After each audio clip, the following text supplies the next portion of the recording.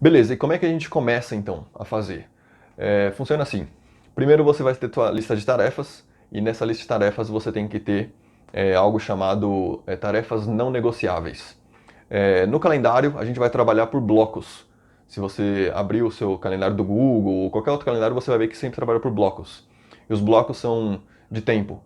Então você pode colocar uma tarefa de 9 horas da manhã até 9:30 da manhã. E aí você vai ver, né, visualmente lá na tela que vai ficar um bloco. Então isso é chamado blocos de tempo. E aí quando você preencher seu calendário todo, você vai ver que são vários blocos. Então essa é a estratégia principal, é trabalhar com blocos de tempo.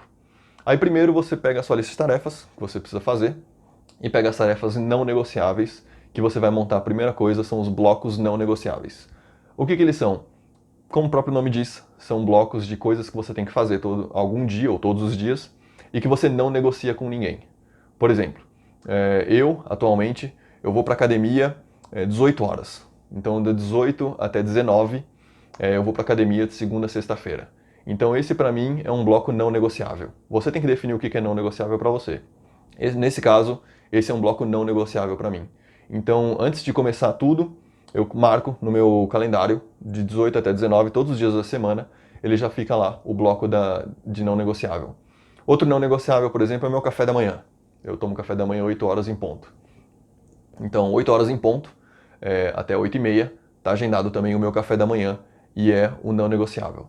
Um outro não negociável que eu tenho é o meu almoço. Então eu coloco o horário de almoço. Enfim, você tem que marcar os seus não negociáveis, né? Eu não tenho nenhum filho, então se você tem filho, às vezes buscar o filho no colégio, por exemplo, é não negociável para você. Então você coloca isso na sua agenda. A primeira coisa que você faz é marcar os não negociáveis. Aí você vai ter o esqueleto de como que é a sua semana. Lógico, cuidado para não colocar tudo como não negociável, porque isso não funciona. São tarefas que realmente sejam não negociáveis.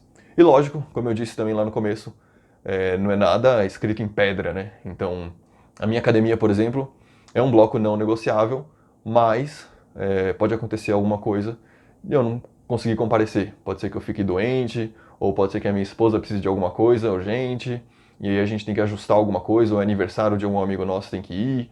Enfim, o importante é que você saiba que os blocos não negociáveis, eu pelo menos consigo fazer eles na semana, em torno ali de 95% das vezes eles saem como eu planejei. Não vai ser 100% das vezes, porque sempre acontece alguma coisa, não tem problema, mas os blocos não negociáveis precisam ser o mais rígidos possíveis. No começo é meio difícil, porque as pessoas ao seu redor vão achar meio arrogante até, inclusive se você falar para elas o que você vai fazer no bloco não negociável, mas com o tempo elas vão se ajustando, tanto que hoje a minha esposa, por exemplo, já me vê e fala, não, 18 horas o Henrique vai para academia. Então quando alguém tenta marcar alguma coisa com a gente, 18 horas, ela tenta marcar em outro horário. Aí se não for possível, aí a gente realmente vai às 18 horas, mas as pessoas se ajustam ao seu calendário se você se manter firme em relação a isso. Um outro conceito super importante que eu uso, e aí também depende de você, mas provavelmente vai ser aplicável a você também, porque 75% das pessoas são mais produtivas de manhã. Então eu faço a seguinte lógica para mim. Eu faço assim, manhã é para fazer, para criar, e a tarde é para gerenciar. Então eu divido o meu dia entre manhã e tarde. Na verdade, todo mundo divide o dia entre manhã e tarde. E eu sei que eu sou mais produtivo para criar alguma coisa do nada, criar coisas do zero de manhã. E à tarde, eu sei que eu sou mais propenso a cair em distrações, até porque você acaba de almoçar, então dá aquele sono depois do almoço, e você tem que se matar para poder não dormir. Enfim, eu me conheço, então eu faço isso dessa forma. Como eu disse, 75% das pessoas são produtivas de manhã, são mais produtivas de manhã. Mas se você for parte dos 25% que só produz à noite, que produz melhor à noite, aí você ajusta conforme você quiser. Mas eu faço dessa forma, então tudo que tem que fazer e criar, né, que exige um processo criativo e tudo mais, eu jogo para amanhã. E as tarefas mais repetitivas e mais tranquilas eu jogo para tarde. Por exemplo, responder e-mail. Responder e-mail geralmente não tem nada a ver com criar nada. Então eu coloco isso para tarde. Quando eu trabalhava em escritório, eu colocava sempre isso para tarde. E quando eu tinha que fazer alguma coisa, criar alguma coisa, eu colocava para amanhã.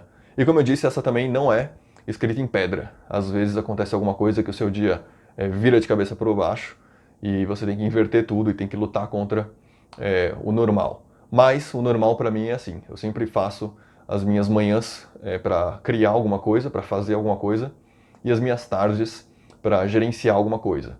Por exemplo, buscar informações para relatório, enfim, alguma coisa que tem que ser gerenciado eu coloco para tarde. Um outro ponto importante, que na verdade eu só vou repetir o que eu já falei no começo, que eu vou repetir justamente porque é super importante, é não encha a sua agenda, porque você não vai conseguir cumprir. É batata isso. No começo todo mundo começa enchendo a agenda, porque fica super empolgado em fazer a agenda pela primeira vez e blá blá blá. Mas você não consegue cumprir. Inclusive com o tempo você vai aprendendo o quão produtivo você realmente é. Algumas coisas você vai marcar lá na sua agenda que vai demorar 1 hora para fazer, e quando você começa a fazer você vê que você precisa de mais de 1 hora. E outras coisas você vai marcar 1 hora e na verdade você vai ver que você consegue fazer em 20 minutos ou 30 minutos. Então com o tempo você vai ajustando isso, mas é importante que você saiba que você não tem que encher a sua agenda. Não faz isso, porque isso não vai dar muito certo e você vai ficar irritado no médio e longo prazo. Um outro ponto importante é trabalhar com cor, esquema de cor. Então, antes mesmo de começar a preencher o relatório, de começar a preencher o relatório, começar a preencher o calendário, eu já tenho algumas cores pré-aprovadas por mim para usar no meu calendário. Porque a cor faz o calendário ficar mais bonito e você tem uma noção de como é que vai ser a sua semana. Mas tem uma regrinha aí, que não coloca mais do que 4 ou 5 cores. Explodindo, explodindo, 5 cores, porque acima de 5 cores o calendário vai ficar, né, vai virar mó papagaiada e você não vai decorar. O objetivo das cores é você decorar o que cada cor significa. Então, por exemplo, como eu disse, eu marco a minha academia, né, o meu treino de 18 até 19. Tudo relacionado à saúde eu marco com a cor roxa. Então esse treino eu marco de roxo, e se eu tenho, sei lá, algum médico para visitar, né, alguma consulta para fazer, algum exame para fazer na semana, e eu marco no meu calendário e eu pinto ele de roxo. Então quando o meu calendário está todo pronto, no meio da semana e tudo mais, eu deixo ele pronto, na verdade, antes da semana começar, mas aí, por exemplo, chegando na segunda-feira, assim que eu abro o calendário, então o roxo já se destaca, então eu já tenho uma noção de como é que vai ser a minha semana. Então tudo relacionado à saúde, eu uso a cor roxa. Um outro exemplo pode ser também alimentação. Então, por exemplo, a maioria dos dias eu faço um break, né, de um lanche, às 16 horas, 4 horas da tarde. Aí então o lanche eu coloco de azul claro, azul claro.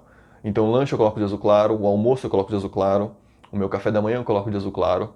Então quando eu bato o olho em alguma coisa azul claro, eu sei que é alguma coisa relacionada a um break de alimentação. E aí você pode usar outras cores, o que você quiser, né? Trabalho, por exemplo, eu uso cor vermelha. É o que mais se destaca na minha agenda, né? Toda vez que eu abro minha agenda, os blocos maiores e por mais frequentes na semana são relacionados a trabalho. E aí eu escrevo, né, cada bloco, o que eu vou fazer em cada bloco de trabalho, mas pelo menos eu já sei quando que eu vou trabalhar, quando que eu não vou trabalhar, etc.